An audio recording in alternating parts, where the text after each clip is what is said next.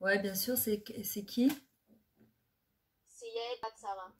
Refoua Shlema de Yael Batsara. Refoua Shlema du Rav Tuitou, David Ben Bert, je crois. Le Rav Rahi, Mayan Sevilla Bat Miriam et Dakala aussi. Il y a Yitzhak Ben J'en ai un Rachel. aussi. Vas-y. Refoua Chaya Joël Zara. Zora Bat Marcel Tamar. Amen Bezrat Hashem. Chaya Joël Zara Bat Marcel Tamar. Marcel Tamar. Ok. Bédar Kol après Yitzhak, on n'entend que des bonnes nouvelles. Bezrat Hashem. Voilà, donc on est le dimanche 3 janvier, c'est ça? Je ne me trompe pas, 3 janvier 2021. On démarre encore une nouvelle année, même si pour nous on a déjà démarré depuis longtemps. Mais c'est vrai que ça passe spécialement vite, c'est assez... ça fait bizarre de se dire qu'on est au mois de janvier, que ça va faire presque un an que le Covid il a commencé, et qu'en espérant Bezrat Hashem qui va se terminer très très très rapidement. Ça devient un petit peu lourd. Donc voilà, on continue donc sur ce qu'on avait commencé, donc l'Emouna et le Bitachon. Et c'est vrai qu'on pourrait se dire quoi, le semestre entier, on va parler de ça, on va parler que de ça. Moi, je vous dis, j'ai beau étudier, j'ai une tonne de livres sur ça. Franchement, ça c'est jamais assez suffisant de l'étudier parce que ce qu'on veut, c'est l'ilmod ou les lamed. C'est l'apprendre, le réenseigner, l'ishman, la asat ou le kayem. Le but, c'est pas seulement de l'apprendre, c'est de pouvoir l'appliquer dans le quotidien, comme on avait expliqué la semaine dernière, que chaque petite démarche, même si on a l'impression que parfois, quand on est éprouvé, eh ben, tu as l'impression que c'est comme si tu n'avais rien fait parce que tu tiens pas bon au moment où tu vas faire la chose et tu vas pleurer ou tu vas t'énerver et tu te dis je comprends pas comment c'est possible avec tout ce que j'étudie sur les monnaies bitachon, comment je me retrouve dans une situation comme ça. En fait, il faut se dire que justement, c'est quoi qui va nous donner tous les outils de surmonter tout? C'est à force de l'étudier, de le réétudier. Et l'étudier sous tous les angles, comme il dit Chovot et Vavot, l'être humain qui veut bien passer ce monde-là, d'accord, le passé, pas seulement le passé, mais le passé bien surtout, de manière sereine, ben, il faut pouvoir s'imprégner de Emouna et de Bitachon. Alors on voit par exemple, il y a des gens qui n'ont pas grand-chose dans leur vie, enfin pas des gros problèmes, et qu'ils sont toujours pas sereins, et qu'ils sont toujours pas bien, et qu'ils sont toujours angoissés, ils n'arrivent pas à dormir la nuit pour X et Y raison. Puis il y a des gens parfois qui ont des choses qui sont beaucoup plus compliquées, et qu'on va voir que ces gens-là, ben, ils vont réussir justement à avoir toujours le sourire aux lèvres, ils vont être sereins. Tu te dis, mais comment justement ils font ces gens-là? Quand tu vois des gens parfois, Hacham, qui passent des choses vraiment beaucoup plus graves, et qui reçoivent avec tellement de hava, tu vas voir les gens parler, tu te dis, c'est Hachem le cœur, Hachem le ten, Hachem il prend, Hachem il donne, Hachem il sait ce qu'il fait. Parfois tu te poses même la question, est-ce que Bémet ils le disent ou ils le vivent vraiment? Parce que c'est facile de le dire entre guillemets, déjà si on arrive à le dire. Mais nous, ce qu'on ne veut pas seulement dire, c'est le vivre. Comment ils arrivent à vivre cette chose-là. Bon, déjà, on sait qu'Akadosh Baruch Hu, il ne donne pas quelque chose à quelqu'un si il estime qu'il n'est pas apte à le vivre bien. Pas lui, mais aussi tous les gens qui l'entourent. Tout est calculé de manière très précise. Parfois, on va dire, non, je sais que c'est les Tova, t'es en plein chidour, t'as presque fermé tes fiançailles, t'as dit à tout le monde, ça y est, t'étais qu'à là, boum, ça tombe à l'eau, encore une deuxième fois, encore une troisième fois. Et parfois tu te dis je comprends pas, ou c'est la faute de la chatranite, ou parce que j'avais pas assez d'argent pour, ou je connais pas la famille. Et en vrai, on cherche toujours des responsables en se disant c'est pas juste, ou ils sont pas sympas, ou ils sont dégueux, ou tout ce qu'on veut. Mais parce qu'on oublie qu'au bout du compte, c'est Akadosh Baruch Hu qui est derrière les Shidduchim, qui est derrière la Parnassa, qui est derrière la Refoua. Ça peut être un rendez-vous que t'as quelque part et que t'arrives, et puis que t'as raté ton bus, ou t'as raté ton rendez-vous, ils se sont trompés d'eux. On oublie Bessachakol dans tout ça que c'est Akadosh Baruch Hu qui nous envoie. Attendez, je fais rentrer de 6 pour 1. Que c'est Akadosh Baruch Hu qui gère tout ça. Voilà. Maintenant, il y en a un qui racontait par exemple qu'à l'école, il était tout le temps avec un bachour avec qui il s'entendait pas du tout. Et quand il est arrivé à Yeshiva Gdola, il s'est retrouvé nez à nez dans le même cours, encore une fois, avec ce bachour-là. Il peut se dire, c'est pas possible, il me suit partout, mais c'est pas possible, dans toutes les yeshivot qu'il y a en Israël, ou se dire, mais attends, qu'est-ce qu'Akadosh Baruch Hu il veut, pourquoi il me met face à cette situation? En vrai, au début, on a tendance un petit peu à se révolter en disant, mais je comprends pas, mais comment c'est possible? Moi, je sais que j'ai eu la semaine dernière un truc comme ça. À un moment, je me suis arrêtée. Je me suis dit, mais Myriam, tu te poses les mauvaises questions. Au début, je me dis, c'est pas possible. Mais pourquoi c'est comme ci, pourquoi c'est comme ça? À la fin, j'ai dit, mais 2 secondes. Qu'est-ce qu'Hachem, tu attends de moi? Qu'est-ce que tu veux? Tu m'as mis dans cette situation. En fait, qu'est-ce que tu veux? Et déjà, ça t'apaise parce que quelque part, tu te rappelles que la source de ces mots-là, M-A-U-X, de cette difficulté, en vrai, c'est Akadosh Baruch Hu qui l'a donné, donc forcément, c'est lui qui va donner aussi la solution. Voilà, il y a un passouk, moi je sais, qui m'aide beaucoup dans le quotidien, d'accord? C'est ce qui est écrit dans les Télim 118, passouk 6. Hachem Liloïra, Maya Aseliadam, on le retrouve dans le Hallel. Attendez, hop. Hachem est avec moi, je ne crains rien. Les hommes, que pourraient-ils contre moi? C'est-à-dire qu'il y a des fois, en fait, on oublie que ce soit son mari, sa belle-mère, son collègue, son boss, un enfant, un directeur d'école, l'homme échané, une choutafa. Hachem li loïra, je n'ai rien à craindre. Pourquoi? Qu'est-ce qu'un être humain peut me faire? Qu'est-ce qu'un être humain peut me faire? Mais on oublie sur le moment, parce qu'on a l'impression qu'en fait, il y a des gens qui sont tellement, imposants, qui louent peur, que tu n'oses pas répondre, tu baisses la tête, etc. Mais il faut savoir que même ces gens-là, d'abord, c'est Hachem qui les a créés, et que les gens, excusez-moi l'expression, je la trouve pas jolie, mais excusez-moi, mais c'est comme ça, les gens qui ont une grosse gueule, qui hurlent, qui louent, ils font peur, qui crient, ce sont des gens, en vrai, qui sont faibles à l'intérieur. C'est-à-dire ce qu'on croit, parfois, que ces gens-là qui nous font peur, qui louent, ça peut être n'importe qui, hein. Quelqu'un, moi, ce que j'essaye d'enseigner à mes enfants toujours, c'est que on a toujours des enfants qui sont à un caractère un peu plus fort, d'autres avec plus de la dinoute, et je dis toujours à mes enfants, on ne gagne jamais par la force que par la dignité. Même dans un dispute de couple, ça c'est un truc qu'il faut se rappeler. On ne gagne jamais par la force que par la dignité. Et on doit se le rappeler et se le re-rappeler. C'est-à-dire que les gens, au contraire, qui sont désarmés, c'est pas justement parce que ils crient, justement, c'est quand ils vont voir quelqu'un en face d'eux qui reste égal à eux-mêmes, qui vont pas justement lever le ton. C'est quelqu'un qui va pas crier, au contraire, ils vont pas non plus être apeurés. Non, ils restent calmes.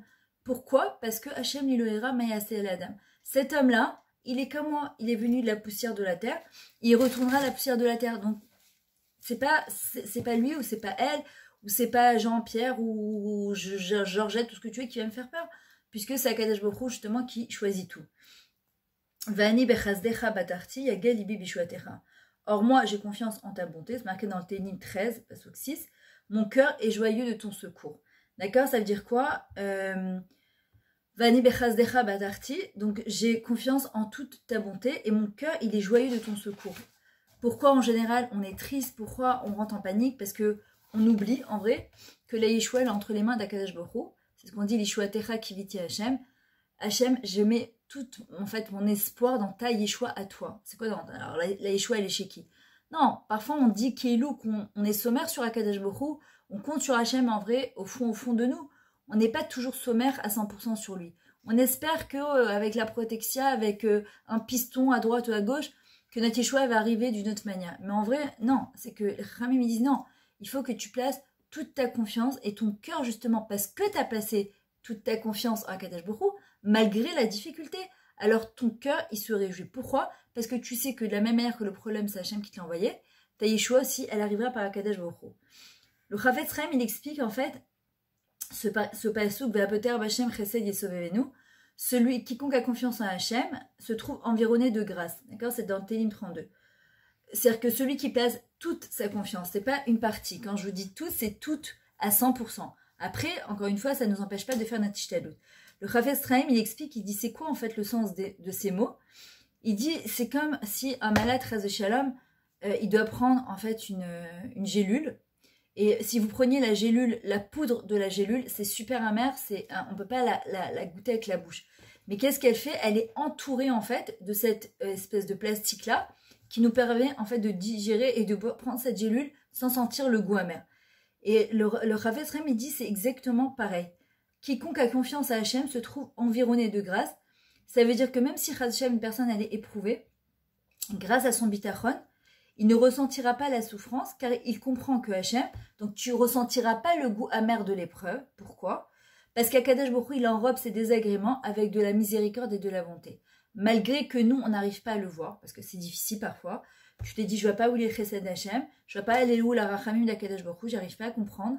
Malgré tout, on sait au fond de nous que Akadosh Baruch Hu, c'est comme une gélule, même si c'est amer de l'intérieur, Hachem, il a emballé cette gélule-là de chesed et de rachamim. D'ailleurs, c'est ce qu'on dit, on doit le répéter. Quand on est dans l'épreuve Akadosh Baruch Hu, permets-moi de passer cette épreuve-là ou cette difficulté. Le méchané, ça peut être une petite, une moyenne ou une grande. Quand je passe de difficultés ou d'épreuves, je ne parle pas forcément de grandes choses. Parfois, c'est même des petites choses qui nous contrarient au quotidien. Eh bien, considère-moi Bechesed, Bezrat Hashem ou Berachamim. Maintenant, chaque génération, elle possède ses désagréments, ses gélules. On le voit actuellement. On se fait vacciner, on ne se fait pas vacciner. Les Chachamim, ils disent quelque chose. Après, on entend sur les réseaux qui reviennent sur ce qu'ils disent. On le fait pas. Franchement, c'est... Bon, on m'a posé la question, qu'est-ce qu'on fait? Honnêtement, je vous dis, honnêtement, je ne sais pas. Je sais pas. Moi, j'attends le maximum. C'est-à-dire que tant que je peux ne pas me faire vacciner, je me fais pas vacciner. Mamash, aniloyodat. Et relote que oui, il faut le faire. Et relote qu'il faut pas le faire. Je n'en sais rien. Aniloyodat. Je suis trop petite pour me dire si... Maintenant, c'est vrai que normalement, la dernière épreuve, c'est Emunat Chachamim. Le problème, c'est que même dans les Chachamim, on a plusieurs marloquettes. Il y en a qui te disent que oui, il y en a qui te disent que non. Donc moi, je pense que la dernière chose qui reste à faire, c'est Ashlech el Hashem v'uyavecha v'ochal chelecha. Jette tes dossiers entre les mains d'Akadosh Baruch Hu. Remets-toi entre ses mains. Et dis-lui à Akadosh Baruch Hu, écoute, rak ata yodea, ata rofe kol basar maflilasat. C'est toi qui es le médecin de tout. Il n'y a que toi qui sais bémet. Est-ce que c'est un complot? C'est pas un complot? Est-ce que c'est nachon de le faire? Est-ce que je ne sais rien? Anilo yodat klum shum davar. Donc Hashem, tadrir oti. Mamash, permets-moi d'aller de l'avant avec toi main dans la main. Maintenant, le Messilat Yesharim, il explique, il dit tous les événements du monde, bons ou mauvais, sont des épreuves pour l'homme, même si en vrai on te dit qu'il n'y a pas de mauvais événements. Nous on le voit avec un œil comme ça, mais en vrai il n'y a pas d'aura chez Akadosh Baruch Hu.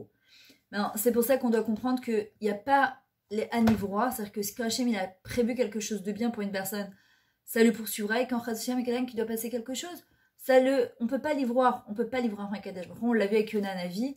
Il a voulu s'enfuir dans le ventre du poisson. Ça l'a rattrapé. Il a voulu se sauver de Nineveh. Il a été avalé dans le ventre du poisson. Pourquoi? Parce que Yefshar l'ivroir, Akadosh Baruch Hu, il a donné un tafkid à chacun. On a un rôle dans ce monde-là. Et on peut pas, échapper à ce rôle-là.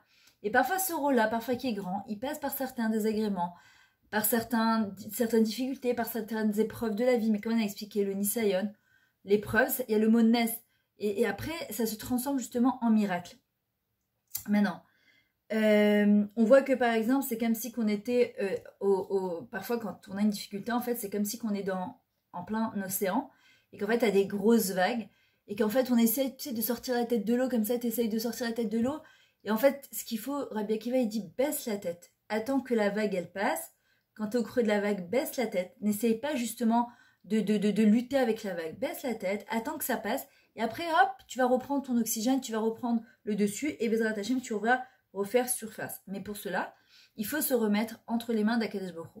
Rabbi Binyamin de Oudaz, il habitait dans une petite ville en Hongrie, il raconte, il dit que quand, que Dieu préserve à l'époque des nazis, chez Mishmor, quand ils ont envahi la Hongrie, alors il dit, il ne comprenait pas évidemment, il était jeune, tous les événements politiques, qu'est-ce qui se passait pas.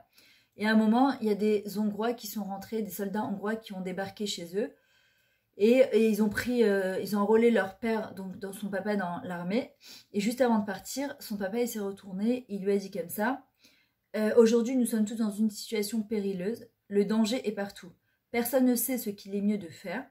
Voilà, c'est comme je vous dis avec le vaccin, on ne sait pas en fait. C'est pourquoi nous ne devons pas choisir notre sort, nous devons nous laisser guider du ciel, et accomplir le verset qui est écrit dans Shmuel 2, d'accord, Pasuk 24. Niflana beyad Hashem ki rabim rachamav. Livrons-nous cependant à la main de Hashem car il est plein de miséricorde. Ça veut dire qu'il y a des fois, on essaye, on se débat, on essaie de comprendre, on cherche à droite, on cherche à gauche, on ne sait plus en fait où mettre la tête. Mais ce qu'on doit arriver à comprendre, c'est que Be'ez Shlav, on doit arrêter de lutter et dire à Kadosh Baruch Hu, Tadrir Oti. S'il te plaît, montre-moi le chemin qui est Nachon, pour n'importe quoi et pour n'importe quelle petite décision, qu'elle soit petite ou qu'elle soit grande, de demander à Hachem qui nous aide en fait, à prendre le meilleur chemin, à savoir qu'est-ce qu'on doit faire, de quel côté on doit aller. Et il explique donc cette même nuit, ils ont versé beaucoup de larmes. Le petit matin, sa mère, elle s'est renseignée. Qu'est-ce qu'elle devait faire? Et en fait, il y avait deux options. C'est soit faire comme les autres voisins, c'est-à-dire qu'ils prenaient leurs enfants, ils les remettaient entre les mains de certains paysans. Tmouradze, les enfants devaient travailler et eux, ils les protégeaient. Ou bien, la deuxième chose, c'était placer des enfants dans un couvent. Bon, ça, il était évident que la maman, elle a refusé cette option-là. Donc, elle a pris tous ses enfants le matin, ils étaient 7, ils se sont tous donné la main, ils sont partis dans un champ et ils attendaient que... il y a un paysan qui vient, d'un coup, il y a un paysan qui est arrivé comme ça. Ça faisait déjà 1 heure qu'ils attendaient, il s'approcha de tout le groupe d'enfants et ils essayaient de se faire une idée du personnage. Il y avait l'atmosphère, elle était super tendue et il avait les cheveux bien coiffés, la barbe bien taillée, il avait l'air d'un homme droit et agréable. Il a levé les yeux, il scruta la marchandise, il cherchait évidemment les enfants qui lui donneraient le meilleur rendement. Et d'un coup, il y a une foule qui s'est attroupée autour de lui, et évidemment les parents et les enfants qui essayaient de vivre, d'accord, ils voulaient seulement vivre. Et donc, leur maman, elle a pris la direction avec les enfants, et d'un coup, il raconte, donc ce Rav, il dit « J'ai été pris d'une peur soudaine, et en fait, je me suis rappelé des paroles de mon père, et j'ai tiré sur le manteau de maman et je lui dis en pleurant, souviens-toi ce que papa a dit, ne pas choisir. Maman s'immobilisait d'un seul coup et ils se sont arrêtés. Et le paysan, il a continué. Ensuite, il a choisi un enfant, puis un enfant, puis un enfant. Et il a laissé donc sa mère avec les 7 enfants comme ça au milieu. Et eux, ils ont vu qu'il y avait un groupe d'enfants chanceux a priori qui était parti avec ce paysan. Entre-temps, ils ont attendu. Il y a notre paysan qui est arrivé. Ils les ont pris et ils se sont cachés donc chez lui pendant quelques mois. Jusqu'à la libération. Il s'est avéré que quand, en repartant, d'accord, une fois qu'il y a eu la libération, ils sont passés à côté du premier paysan, de cet homme-là qui avait l'air tellement bien, avec sa barbe bien taillée, qui avait l'air soi-disant très gentil. Et en fait, malheureusement, c'était un Shabbat, quand ils ont été libérés, ils sont repartis donc à pied, ils sont passés par le jardin, et malheureusement, quand ce paysan il a entendu que c'était la libération, il a pris tous les enfants que Dieu préserve qui restaient, il les a tous tués un par un. Et là, il a compris, il a dit, j'ai compris c'est quoi cette règle de vie, ne pas choisir, se laisser guider par les pas d'Hachem. Parfois, tu dis, non, mais pourtant, on doit choisir. Oui, mais en fait, c'est quoi Bachartem Bachaim, vous choisirez la vie. Quand on voit que Adam et Chava, c'est quoi la première fois qu'ils ont fait? Ils devaient d'abord manger du Etz Achaim avant du Etz Adaat, l'arbre de vie. Il y a des fois, tu es là, tu dis, mais il faut bien que je prenne une décision. Et en fait, tu dis, ok, Dashbourou, guide-moi dans mes pas. Je ne sais pas ce qu'il y a nachon de faire. Parfois, tu te débats, tu vas prendre des conseils à droite, à gauche, tu essaies de demander, tu essaies d'avoir même une approbation des gens. Mais parfois, quand on te dit, les gens, parfois, ils ne sont pas aptes à t'aider parce que la réponse, elle est en toi. Et en fait, c'est toujours se laisser guider par Akadosh Baruch Hu, que ce soit dans les Shidduchim, que ce soit dans les études, que ce soit dans la Parnassa. Et il y a marqué comme ça, Ben Adam, toi, l'homme, tu sais que Hachem dirige son peuple comme un berger dirige son troupeau. C'est pourquoi tu dois espérer en lui et te fier à lui dans tous tes chemins. Et en vrai, c'est ce qu'on dit dans le Télim 23, Mizmor et David, Hachem ro'i lo ersa. Hachem est mon berger, je ne manquerai de rien. Et lui sait ce qui est bon pour moi et le fera. D'accord, c'est ce qu'on dit aussi, Gam Kelech Beget Salmavet, Lo Irara, Kiata Imadi. D'accord, ça veut dire, attendez, je vais rentrer Rachel, même si je suis dans les sentiers de la mort,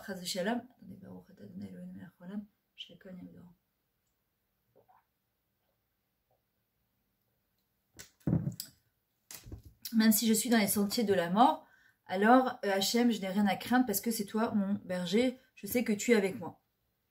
On voit que quand Akadosh Baruch Hu, il a appelé Abraham Avinu, avant de lui ordonner de sacrifier donc Yitzhak, donc imaginez son seul fils, Hachem, il lui a répondu Abraham, Ineni, me voici. Ça veut dire quoi? Me voici entre tes mains.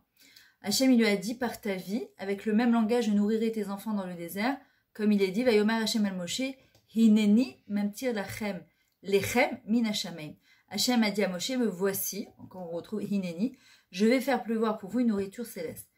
Qu'est-ce qu'il y a de tellement spécial dans le mot Hineni? D'ailleurs, c'est la rabbinite Esther Youngras, Zichona Ivracha, que c'est une Nitsu Eshua, vous avez sûrement entendu parler d'elle, qui a écrit La vie d'un test, un amour engagé, une vie engagée.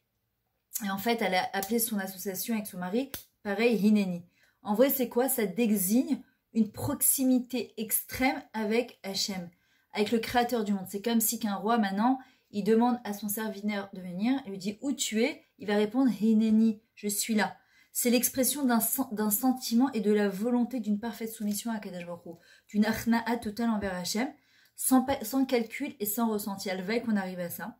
Et lorsqu'Abraham, il va dire Hineni, ça veut dire qu'il s'abandonne, lui et Yitzhak, son fils, entièrement à la volonté d'Hachem. Il pose pas de questions, dans une conscience, une connaissance parfaite que cela vient d'Hachem, et donc il n'y a pas de sentiment de rapprochement plus que celui-là, de se sentir Hineni proche d'Akadosh Baruch Hu.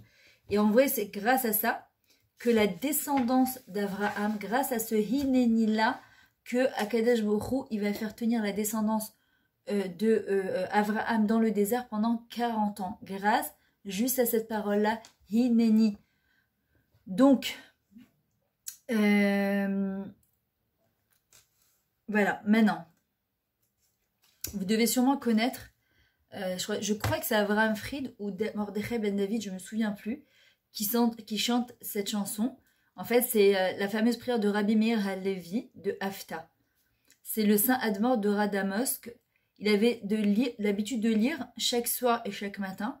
Il dit c'est une ségoula pour la subsistance et la réussite. Si vous voulez, Blineder tout à l'heure, je vous l'enverrai sur le groupe, si ça vous intéresse. D'accord, elle est toute petite. En fait, c'est Ribona Olamim, Yadati Kihineni Beyadecha Levad. Vous devez sûrement la connaître, comme il la chante, Ribona Olamim, Yadati, Yadati, Kihineni Beyadecha Levad, Kachomer Beyadayotzer, Veim Gam Etametz Beetzot Vetarbulot, Vechoyosh Vetevel, Yahamdu Limeni Leoshiani, Velintfor Nafshi, Mibilade Uzecha Vezratecha Enezra Veyushua. Maître du monde, me voici entre tes mains, comme un matériau dans les mains de l'artisan. Même si je m'efforce à rechercher les meilleurs stratagèmes et à m'entourer des hommes les plus puissants, je sais pertinemment que tu es le seul à pouvoir me secourir. D'accord, après il y a toute une tfila sur la Emouna. Voilà. Maintenant, comment mettre en pratique en fait notre foi?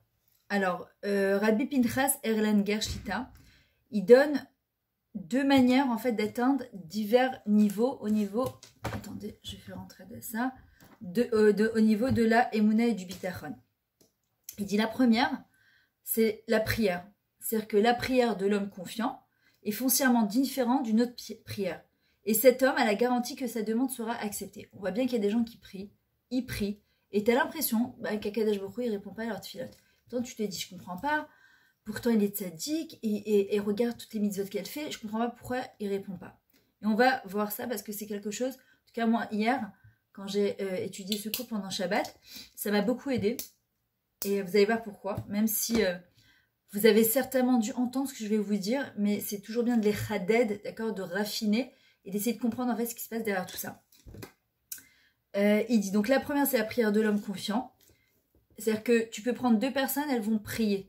C'est quoi la différence? Pourquoi un, il va être exaucé et l'autre, il va pas être exaucé?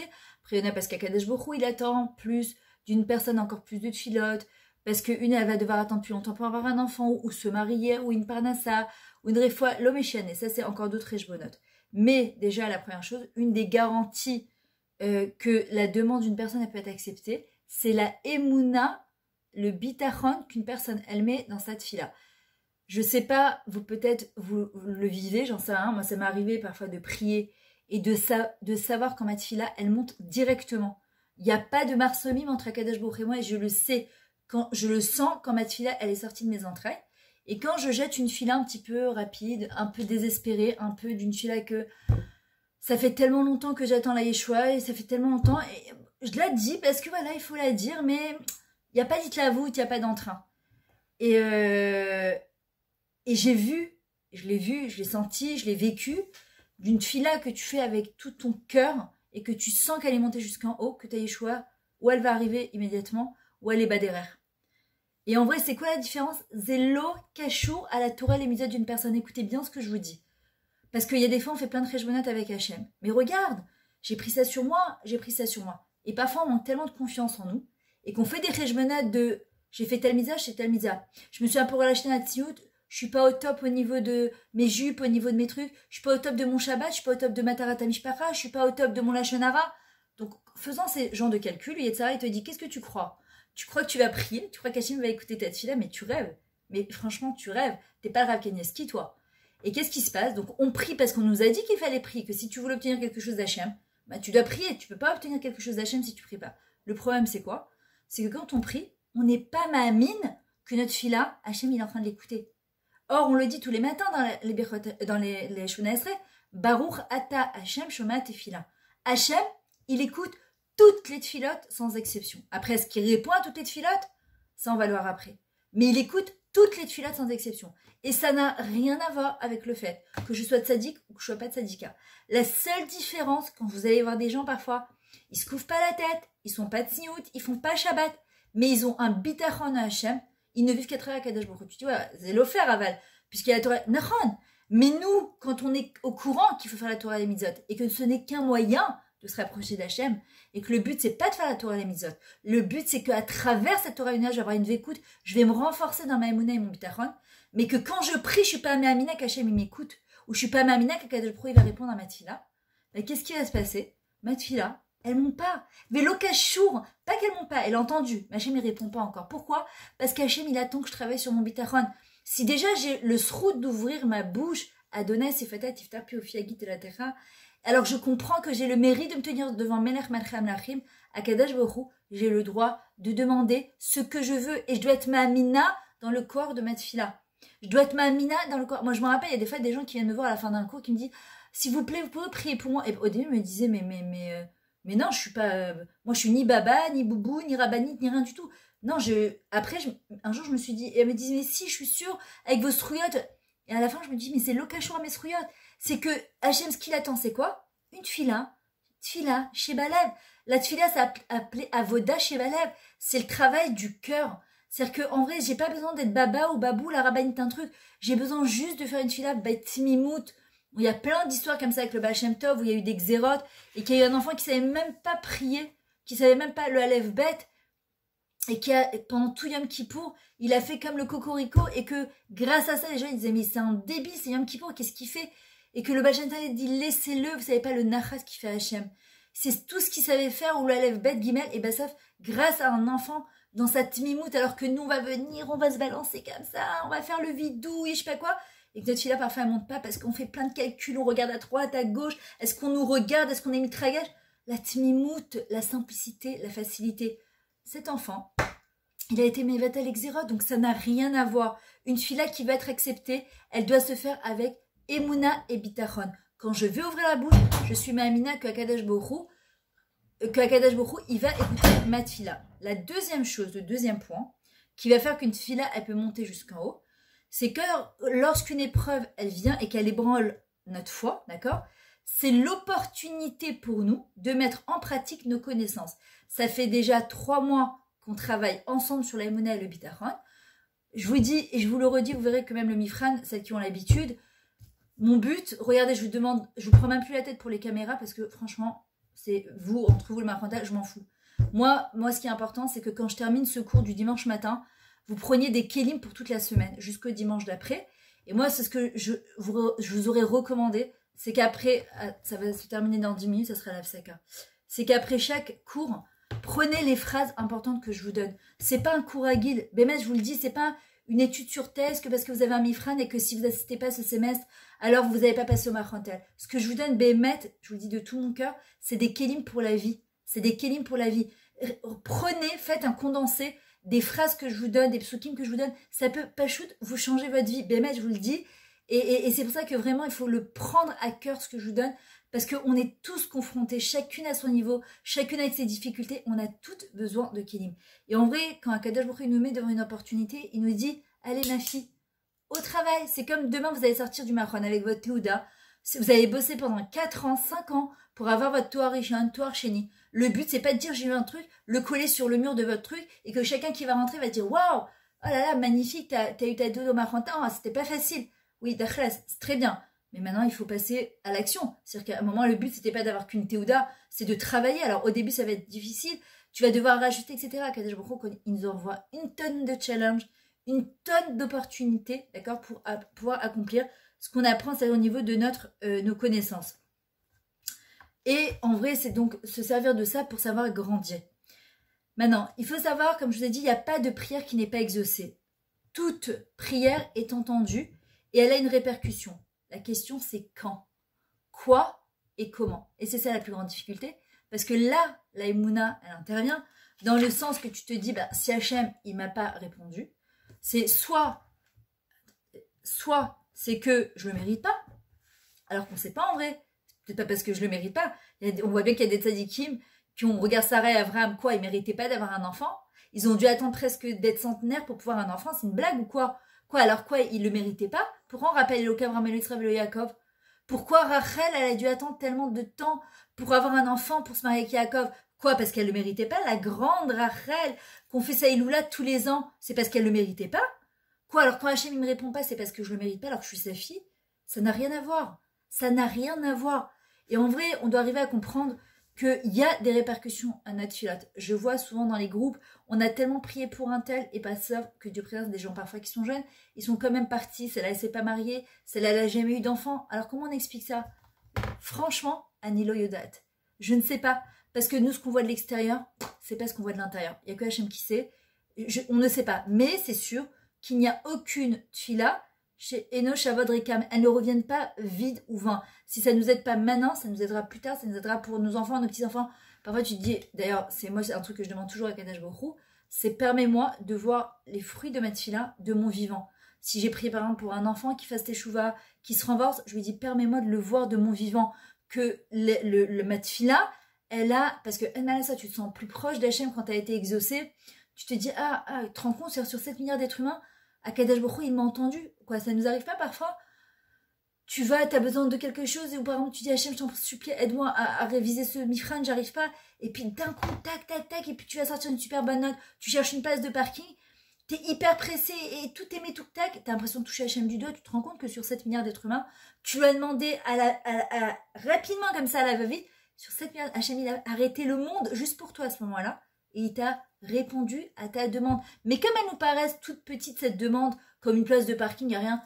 Mais attends, Hachem, celui qui a créé le monde, l'univers, il s'est arrêté pour toi, maintenant, pour répondre à ta demande, aussi petite qu'elle soit. Pour nous dire qu'il n'y a pas de petites demandes ou de grandes demandes chez Hachem. Nous, on se dit, trouver son chidour, c'est beaucoup plus compliqué que trouver une place de parking. C'est pareil. C'est kiff-kiff bourrico pour Hachem. Il n'y a aucune différence. Il n'y a aucune différence. On le voit par exemple avec Abraham. Il a prié pour Sdom, autant Noar. Il n'a pas tellement investi au niveau de cette fille-là. Il a fait ce qu'Hachem lui disait, mais il n'a pas prié tellement pour que les gens de sa génération ils fassent teshuva.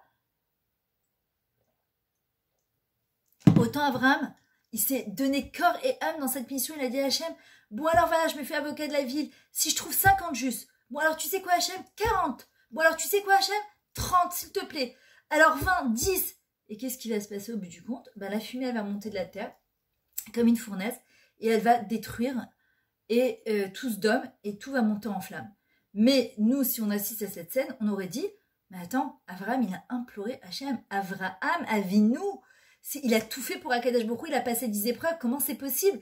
En fin de compte, il a été refusé dans cette fille-là. Mais ce qu'on doit voir, c'est la suite de la paracha, qu'est-ce qui va se passer?